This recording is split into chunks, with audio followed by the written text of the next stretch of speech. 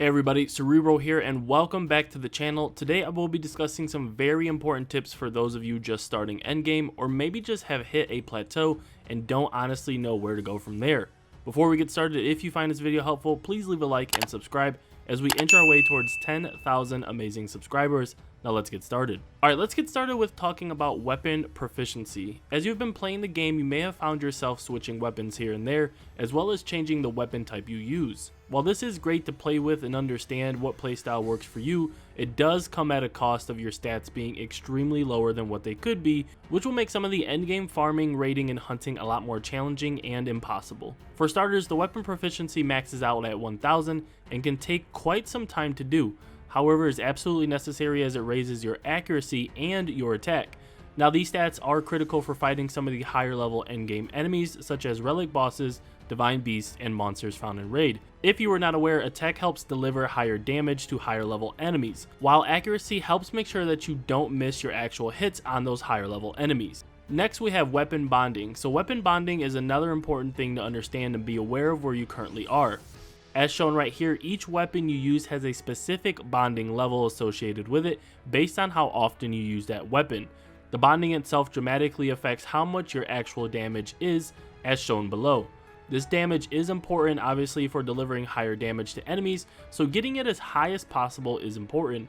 Here's a good example of how bonding dramatically affects your damage numbers. Right now you see how much damage I have at the bottom for this weapon that I have equipped. The bonding on this weapon is pretty much maxed, resulting in damage being at this number. Now notice the actual damage I get from the bow itself because the bow I am about to equip is actually higher. However, if I were to equip this bow, whose bonding I have not maxed out yet, you will see a dramatic decrease in damage itself. This is why weapon bonding is very important. Next, let's talk about some important stats you need to understand at the end of the game so that way you can prioritize which gear to look for. Starting with attack is very important for delivering higher damage to higher level enemies. Thus, if you're going after divine beasts or raid bosses, the higher the better. Most of the starting and legendary endgame gear itself will have strength paired with something else, so with a couple accessories and your weapon type proficiency maxed out, you should be at least alright in doing some raids and divine beasts, but not that I am saying that they will be super easy, I'm just saying that they will be manageable. Remember that strength directly attributes to attack itself. Now moving on to accuracy, this was a big one for me because while I wanted to farm divine beasts and raids, my accuracy was really low because I had just changed to a bow, my weapon mastery was low, and every time I fought anything over level 75, I missed all of my shots.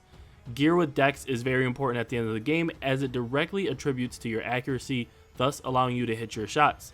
There are some decent starter gear pieces with dexterity in them, so farm those first. Also, again, your weapon type proficiency will increase your accuracy as well, so you could start there as well. Moving on to defense. Now I'm only adding defense to this because of the combat skill Thorn of the Protector and passive skill Abyssal Reflection. Within Thorn of Protector, using it before battle, you can convert 30% of your defense to attack, which is especially important for bow users who fight at range and don't need to worry about defense. The same goes for Abyssal Reflection, which converts 15% of your defense to attack as well.